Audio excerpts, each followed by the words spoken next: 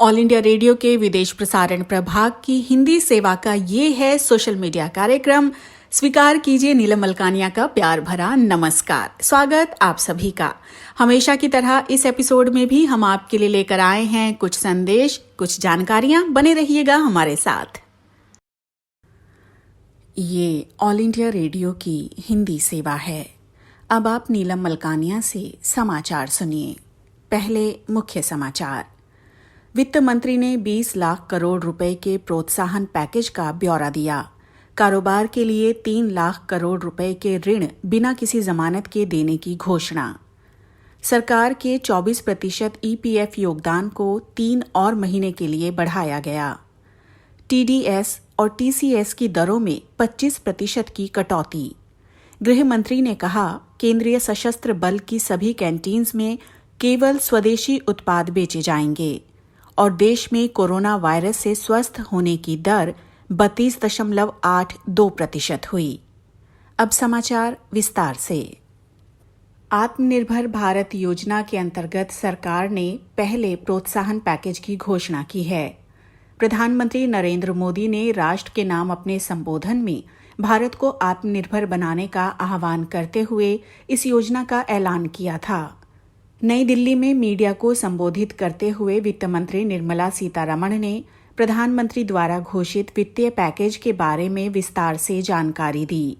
20 लाख करोड़ रुपए यानी देश के सकल घरेलू उत्पाद के 10% के बराबर के इस पैकेज से सूक्ष्म, लघु और मध्यम उद्यमों, एमएसएमई श्रमिकों, मध्यम वर्ग और उद्योगों समेत समाज के विभिन्न वर्गों को लाभ होगा।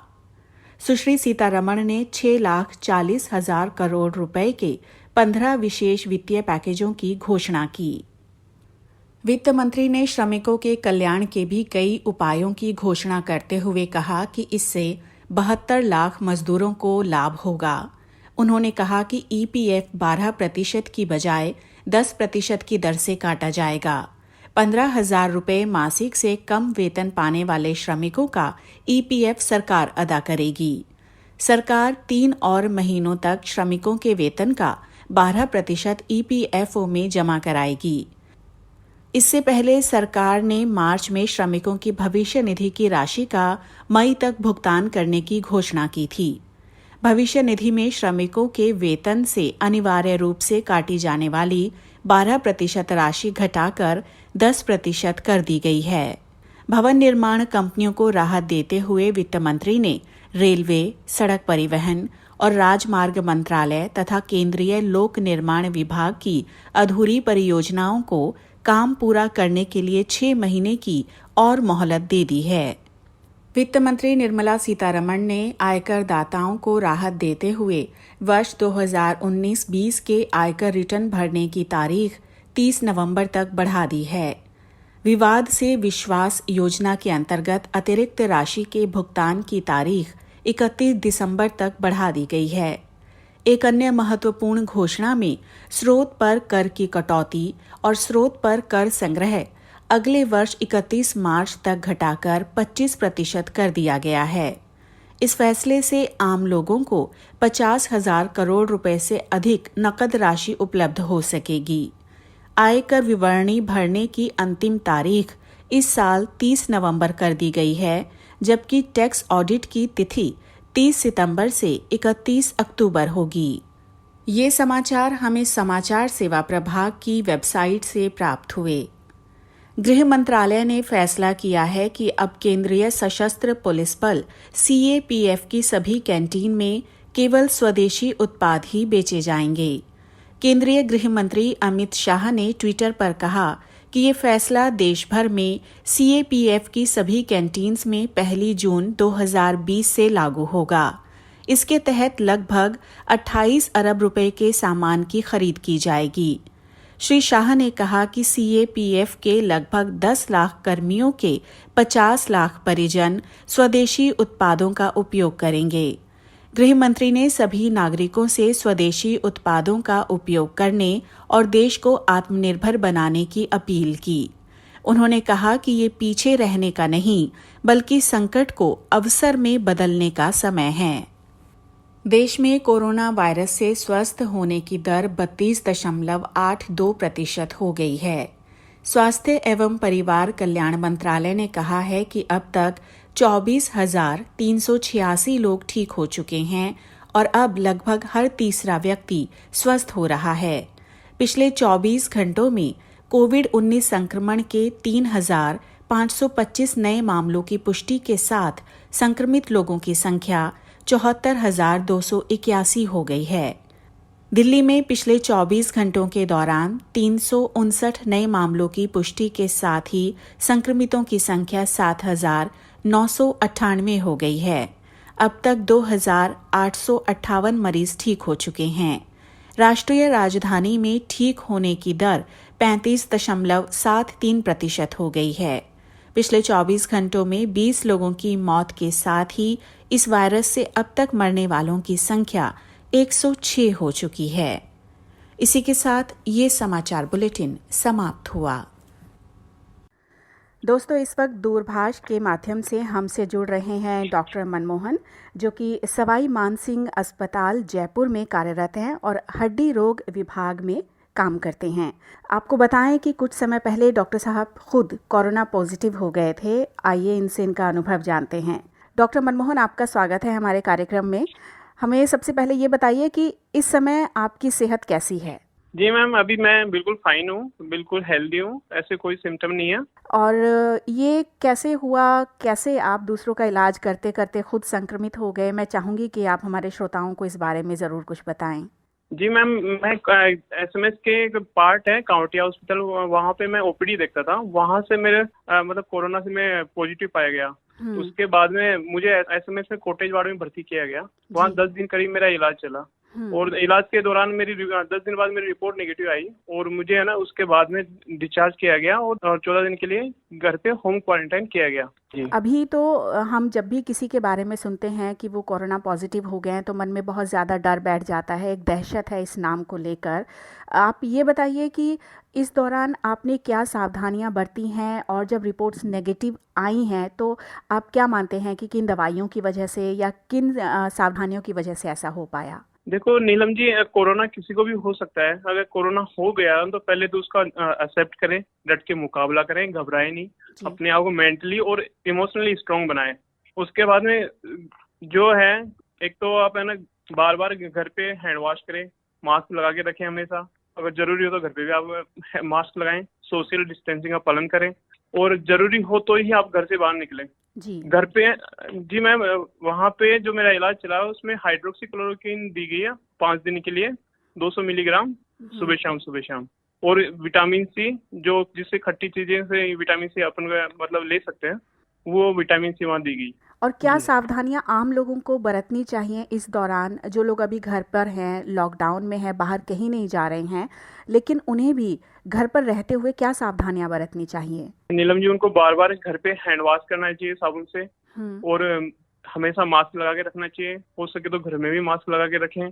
कुछ जरूरी काम हो तो ही घर से बाहर जाएं। अगर घर के बाहर जाते हैं, घर के अंदर प्रवेश करने से पहले खुद को सैनिटाइज करें, नहाएं और सोशल डिस्टेंसिंग का पालन करें। जी, ऐसा कहा जा रहा है कि अगर किसी को भी कोरोना पॉजिटिव कोई पाया जाता है, किसी को भी ये संक्रमण होता है, तो उनका पूरा परिवार एक तरह से उस खतरे में आ जाता है। आप इस बारे में क्या बताएंगे? अभी आपके परिवार में क्या स्थिति है और उन्होंने किस तरीके से आपकी इस रिपोर्ट्स को लिया जब आप कोरोना पॉजिटिव पाए गए? तो जब मैं कोरोना से पॉजिटिव पाया गया, मैंने अपने घर वालों को पहले तो अपने कॉन्फ्रेंस में लिया, उनको बताया कि इससे ज़्यादा घबराने की वो कोई ज़रूरत नहीं है। फिर उनको मैंने बताया मैं कोरोना से पॉजिटिव आया हूँ, तो इसमें आपको घबराने वाली कोई बात नहीं है। घर पे रहें, तो किसी से मिले नहीं, किसी को ना तो आने दें ना खुद बाहर जाएं और घर पे मास्क लगा के रखो और घर पे आप गर्म पानी का सेव करो और है ना दिन में 3 टाइम तो करीब आप नमक या पानी के गार्गल करो। ये मैंने उनको बताया। और जैसे खट्टी चीज़ें आप खाओ, नींबू और जो भी विटामिन सी आपको दे सकती हैं वो आप खाओ, मैंने उनको ये बताया। जी। और उसके बाद में उनको घर पे ही होम क्वारंटाइन किया गया CMHO साहब के द्वारा। जब कोरोना पॉजिटिव आप हो गए, वो संक्रमण शरीर में था, तो आपने अनुभव कैसे किया? क्या ऐसा होता है कि बहुत ज़्यादा कमज़ोरी महसूस होती है या कोई और लक्षण होता है? क्योंकि कुछ लोगों के बारे में कहा जा रहा है कि एसिम्प्टोमेटिक जो लोग हैं कि पता भी नहीं चल रहा है कि शरीर में कोई लक्षण है और पूरी तरह स्वस्थ महसूस कर रहे हैं, लेकिन वो भी कोरोना पॉजिटिव हो सकते हैं। जी, मैं भी उन्हीं में से एक हूँ। मेरे भी कोई लक्षण नहीं था। एक सिर्फ गले में खराश था, खराश के अलावा मुझे कुछ भी नहीं था।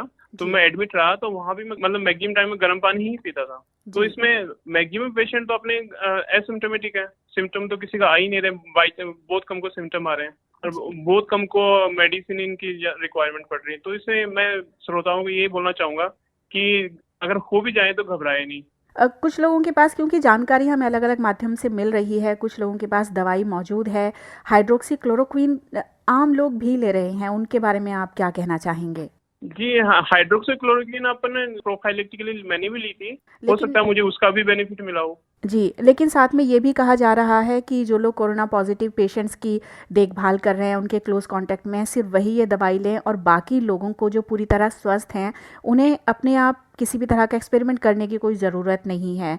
और जो पहले से मरीज़ हैं किसी बीमारी के, जैसे किसी को हृदय रोग है या कोई डायबिटिक है या किसी और तरह की बीमारी है, उनके लिए आप क्या कहेंगे? मैं उनसे यही कहना चाहूंगा, वो पहले अपने डॉक्टर से सलाह लें, उसके बाद में आप हाइड्रोक्सीक्लोरोक्वीन लें, क्योंकि इसका थोड़ा एडवर्स इफेक्ट तो है ये कि हार्ट पे थोड़ा इफेक्ट करता है।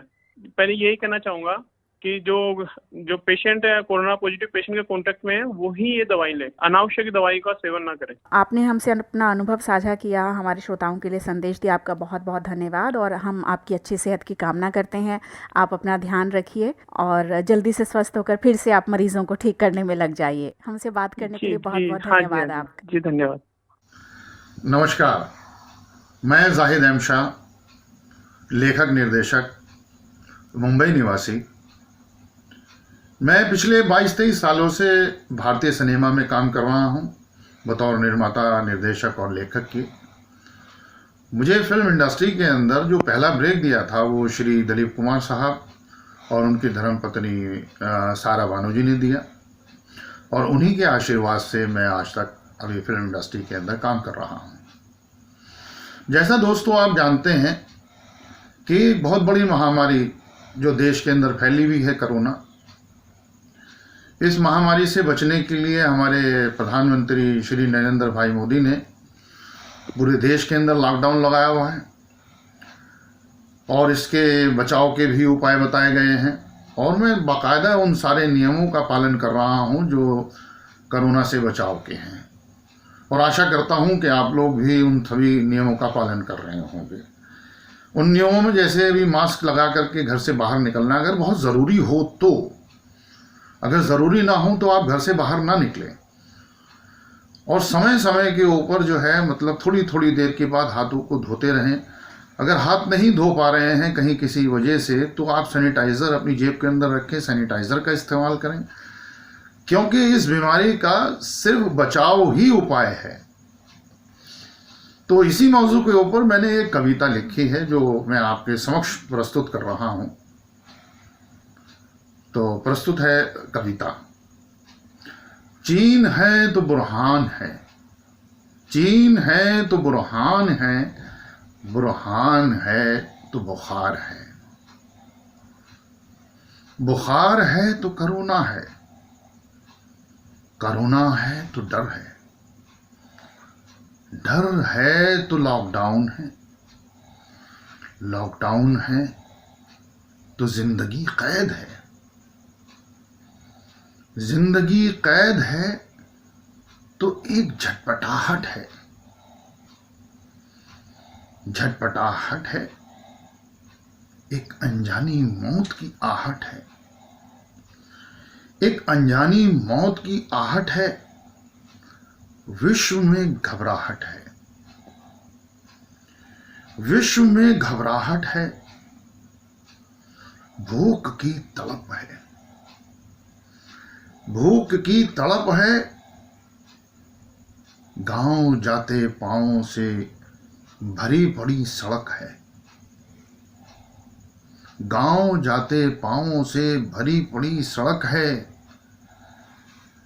दोस्तों हम जानते हैं कि लड़ाई लंबी है, जिसे हमें सब लोगों को साथ मिलकर के लड़नी है। लेकिन मुझे विश्वास है कि इस लड़ाई को देश जीतेगा और कोरोना हारेगा। जय हिंद, नमस्कार। कोरोना वायरस से जागरूकता संबंधित संदेश को आकाशवाणी से साझा करते हुए DMCH के एसोसिएट प्रोफेसर औषधि डॉक्टर RK दास कहते हैं, अगर सोसाइटी को प्रोटेक्ट करना है तो आपने सोशल डिस्टेंसिंग करना पड़ेगा एंड सोशल डिस्टेंसिंग का बेस्ट मेथड है लॉकडाउन, जो भारत सरकार की हुई है। ये बहुत ही अच्छा स्टेप है। यदि बहुत जरूरी न हो तो घर से न निकलें, और बहुत जरूरी हो जाने पर घर से निकलते हैं और कुछ काम करके जब घर वापस लौटते हैं तो उस वक्त हमें साफ सफाई किस तरह से करना चाहिए? हाँ, तो अब प्रश्न है कि ये जो वायरस होता है ये एयरबॉर्न डिजीज नहीं है, लेकिन ड्रॉपलेट इन्फेक्शन से जाता है।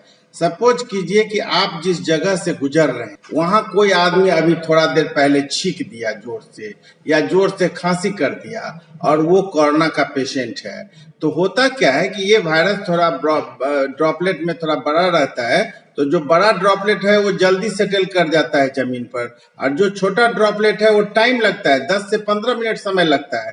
तो वो ड्रॉपलेट एयर में घूमता रहता है। अगर आप उस समय बिना नाक को कवर किए हुए गुजर जाएंगे तो हो सकता है कि आप वो ड्रॉपलेट को इनहेल कर लिए, आप बीमारी अपने को ले लिए। इसलिए पहली बात है कि जब आप बाहर निकलिए तो आप नाक में मास्क लगा लीजिए। अगर मास्क आपके पास अवेलेबल नहीं है तो देहाती व्यवस्था में गमछा रुमाल भी कर लीजिए, ताकि बड़ा ड्रॉपलेट वो अंदर नहीं जा पाएगा, चूंकि इंडिपेंडेंटली वायरस इन्वायरमेंट में रहता नहीं है। आप अपने घर में आराम से रहिए, लॉकडाउन है, आप दूसरे के साथ कांटेक्ट में आ नहीं रहे हैं, इसलिए वहां सोशल डिस्टेंसिंग भी मैटर नहीं करता है। लेकिन जब आप बाहर जाएंगे तो 1 मीटर की दूरी मेंटेन करना पड़ेगा, आपको नाक पर मास्क लगाना पड़ेगा, आपको हैंड्स में ग्लोव्स भी पहनना पड़ सकता है, repeated hand washing and sanitisation भी करना। एक्चुअली है क्या कि ये जो वायरस है ये विचित्र तरह का है। इसका कुछ क्वालिटी पहले के कोरोना वायरस और कुछ क्वालिटी HIV वायरस के जैसा है। इसीलिए इसका जो स्पाइक्स है वो बना हुआ है फॉस्फोलिपिड से। तो वो क्या होता है कि चिपक जाता है जहां जाता है वहीं, तो उसको आपका कोई भी साबुन उसके चिपकत्व को खत्म कर देता है, ठीक ना। इसीलिए आप किसी हैंड वॉश से वॉश कीजिए, लेकिन 20 सेकेंड्स तक और डिफरेंट स्टेप्स में। उसके स्टेप्स हैं कि आप पहले तरहत्थी पर साबुन लगाइए, दूसरा है कि नाखून को आप साफ कीजिए, दोनों हाथ के नाखून को, तब है अंगूठा को साफ कीजिए, तब है इस गौह को, आगे वाला गौह को सामने से साफ कीजिए और पीठ पर साफ कीजिए, तब आप कलाई को साफ कीजिए, तब आप हाथ को धोइए। ये सारा प्रोसेस में 20 सेकेंड्स लगना चाहिए। ये तो हुआ किसी साबुन से आपको धोने से ये काम हो जाएगा, ठीक। दूसरी बात है कि आप सैनिटाइजेशन का यूज कर, तो पब्लिक के लिए हर समय सैनिटाइजेशन यूज करने का जरूरत नहीं है जब वो लॉकडाउन में है। ये हम चिकित्सकों को या हेल्थ केयर वर्कर्स को, जो पेशेंट के साथ काम कर रहा है, वो हर पेशेंट को देखने के बाद अपने हाथ को सैनिटाइज करेगा सैनिटाइजर से, जिसमें 60% से ज्यादा अल्कोहल होना चाहिए। एक प्रश्न है डॉक्टर साहब कि बाहर से कहीं न कहीं जो बहुत सारी ऐसी चीजें हैं जिसको कि हम स्टोर करके घर में रखे हुए हैं और वो लॉकडाउन में हमें काम आ रहा है, लेकिन जो हरी सब्जियां हैं जो बाहर से आती हैं, किस तरह से सावधानी बरतते हुए उसका उपयोग किया जाए? चाहे सब्जी हो, चाहे पेपर हो, चाहे दूसरी वस्तुएं हो, वो किस किस हाथ से गुजरी है, कहाँ कहाँ से गुजरी है, किसने छीका है, किसने थूका है, किसने क्या किया है, ये आप नहीं कह सकते हैं। इसीलिए अभी के समय में ये सारा चीज आम आदमी के मन में चिंता का विषय है। तो हमारा इसमें कहना एक ही चीज है कि जब सब्जी आपके पास आता है तो आप 2 तरह से कर सकते हैं। आज ही बनाना है तो आप उसको धो दीजिए बढ़िया से। कुछ लोग प्रमोट करते हैं कि नीमक और हल्दी मिला करके धो दीजिए। उस नीमक और हल्दी का वैल्यू एक्चुअली है आपको बैक्टीरियल इन्फेक्शन, लेकिन अगर है तो धोना सिंपली भी धो दीजिएगा, उससे भी धो दीजिएगा तो कोई मतलब खराब नहीं है। लेकिन एक बात जरूर ध्यान रखें, इसको धोने के बाद अपना हाथ को ठीक से धोइए। सब्जी तो जाएगा, ऊपर से छिला जाएगा तो वो फेंका जाएगा, वो हीट होगा तो वायरस मर जाएगा। लेकिन आप अगर अपने हाथ को नहीं धोए हैं सब्जी को धोने के बाद, तो आप ज्यादा डेंजरस पोजीशन में हो जाइए। इसीलिए सब्जी को प्लेन वाटर से धोइए या अन्य व्यवस्था से धोइए। आप उसको छील करके उसको गर्म करके बढ़िया से पका के खाइएगा, वो कहीं का नहीं है, ठीक ना। लेकिन आपका हाथ अगर इस प्रक्रिया में इन्फेक्टेड हो जाएगा तो वो आपको डेंजर करेगा। इसलिए सब्जी धोने के बाद अपना हाथ साबुन से जरूर धो लीजिए। फिर तो कई लोग ऐसे देखे जा रहे हैं कि जैसे खीरा ककड़ी लोग ऐसे ही उसको ले लिए और खाना शुरू कर दिए, उन लोगों के लिए तो बहुत ज्यादा घातक है। अब उस परिकल्पना को छोड़ दीजिए कि जैसे हैं जहां है जो मिला है खा लिए हैं, गरीब से लेकर के धनिक तक। अब उस व्यवस्था को छोड़ दीजिए। हाइजीन के स्टैंडर्ड को और लेवल को हर स्तर पर समझना पड़ेगा और उसको मेंटेन करना पड़ेगा, चाहे गरीब गुरबा हो और चाहे धनिक आदमी। इसीलिए अगर खीरा है तो रोड पर न खाएं, घर जाएं, बढ़िया से धो लें, उसको छील छाल लें, अपना हाथ धो लें, उसको खाइए, कोई दिक्कत नहीं है। प्रमोट किया गया है वो हाइड्रोक्सीक्लोरोक्विन को, ये बोलना है कि ICMR ने इसको एक्सेप्ट कर लिया है कि इट शुड बी गिवन, जो हेल्थ केयर वर्कर हैं उनको देना है या जो एसिम्प्टोमेटिक पेशेंट हैं कोरोना के उनको देना है। हेल्थ केयर वर्कर से मेरा मतलब है जो कोरोना पे सस्पेक्टेड या अफेक्टेड, कोरोना पेशेंट के साथ जो हमारा हेल्थ वर्कर में नर्स, कंपाउंडर, पैरामेडिकल से 4th ग्रेड स्टाफ, डॉक्टर्स काम करता है, उसके प्रिवेंशन के लिए वो कीमोप्रोफाइलैक्सिस के लिए इस्तेमाल करने के लिए कहा है। अगर उसको हार्ट का बीमारी नहीं है, उसको आंख का बीमारी नहीं है, उसको गैस्ट्रिक का बीमारी नहीं है, इन सारे बातों को समझ के उसका टैबलेट का निर्धारण किया गया है। दूसरा है कि जो पेशेंट कोरोना पॉजिटिव है, उसको सिम्टम नहीं आया है, उस हालत में भी इसको कम दिन तक, उसको ज्यादा दिन तक डॉक्टर को कहा गया है। लेकिन उस कंडीशन में उस सारा हिस्ट्री ले लेना, ECG कर लेना जरूरी है। बिना MBBS डॉक्टर के प्रिस्क्रिप्शन के और बिना इस इंडिकेशन के SCQ टैबलेट को नहीं खाना है। इतनी अच्छी अच्छी जानकारी देने के लिए डॉक्टर RK दास जी, आपका बहुत बहुत धन्यवाद। नमस्कार, मैं नीलम मदाय। आसपास जो घटनाएं होती हैं, मन उनका मनन करता है, मंथन करता है, फिर भावों की अभिव्यक्ति शब्दों में ढलकर कविता बन जाती है। मेरी कविता का विषय है खुद से कभी सवाल करो ना। आज पूरी दुनिया के सामने एक बड़ी समस्या, एक बड़ा सवाल है कोरोना। ये प्रकृति के प्रति हमारी संवेदनहीनता का परिणाम है, कुदरत द्वारा दी गई कड़ी चेतावनी है, अंधाधुंध विकास, लालच और प्रभुत्व की चाह का परिणाम है। खुद से कभी सवाल करो ना, खुद से कभी सवाल करो ना। कितना खुद पर इतराता है, अज्ञात तुझे डराता है। खुद घूम रहा वो देश देश, तुझे घर में बंद बिठाता है। अब करता है हाय हाय, अब ये कैसा रोना है। खुद से कभी सवाल करो ना, खुद से कभी सवाल करो ना। तेरी लालच के बोझे से हाँफ रही ये धरती थी, धुएं जहरीली गैसों से हवा की सांस सुखड़ती थी। तेरे नेचर की गर्मी से सूरज को पसीना आता था, तेरे कर्मों के कालिक से चांद भी धुंधलाता था। तेरी प्यास बुझाने को सब नदियाँ सूखी जाती थी, जो भोग भाग कर नष्ट किया अगली पीढ़ी की थाती थी। खुद से कभी सवाल करो ना, खुद से कभी सवाल करो ना। बड़े हमें समझाते आए, ये दुनिया है एक सराय। मालिक बनकर हम बैठे थे, अपनी बुद्धि पर ऐठे थे। अंध विकास पे रीझ रहे थे, विष बेलों को सींच रहे थे। नहीं संभाली गई ये धरती और ग्रहों को छींच रहे थे। कुदरत ने अब नोटिस भेजा, घूम गया क्यों तेरा भेजा सब रफ्तार, हुई अब मंदी अपने घर में आप ही बंदी। कहाँ गई अब भाग दौड़ वो, कहाँ वो आपाधापी है। ये कैसी अजब निराशा है, पूरी दुनिया में व्यापी है। खुद से कभी सवाल करो ना, खुद से कभी सवाल करो ना। सब बाग बगीचे हरे भरे, अब निर्मल नदिया की धारा है। फिर एक बार समय के दर्पण में कुदरत ने खुद को संवारा है। तू ना समझे मर्जी तेरी, समझे तो एक इशारा है। मानव के भीतर का दानव कुदरत के आगे हारा है। अनुभव हमको यही सिखाता, रहते समय संभल जाएं। क्यों ना कुदरत के संग मिलकर नव विकास का साज सजाएं। क्यों ना कुदरत के संग मिलकर नव विकास का साज सजाएं। खुद से कभी सवाल करो ना, खुद से कभी सवाल करो ना। शुक्रिया।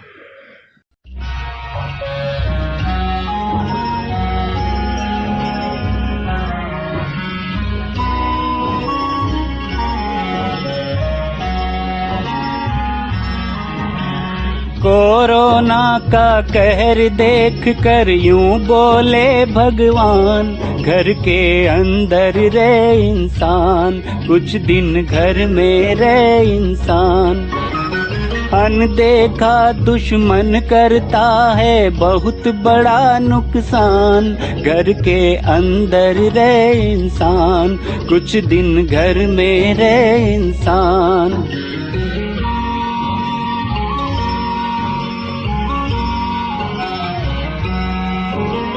जाने कैसा मर्ज हवा में, असर नहीं अब किसी दवा में। लाशों के अंबार लगे हैं, खतरे में संसार लगे हैं। डरे हुए हैं बच्चे बूढ़े, निर्धन और धनवान, घर के अंदर रे इंसान, कुछ दिन घर में रे इंसान। कोरोना का कहर देख कर यूं बोले भगवान, घर के अंदर रे इंसान, कुछ दिन घर में रे इंसान।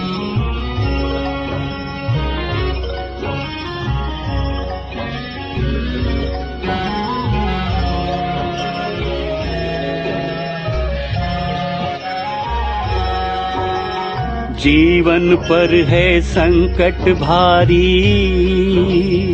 इसके आगे दुनिया हारी।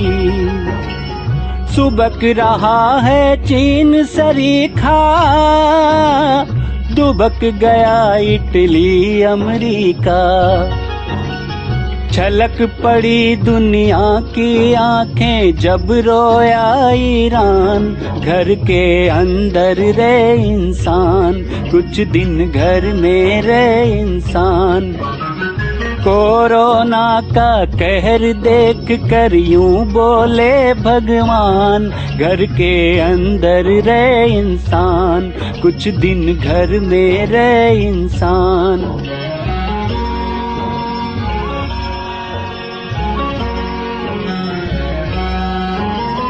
कोरोना को अगर हराना,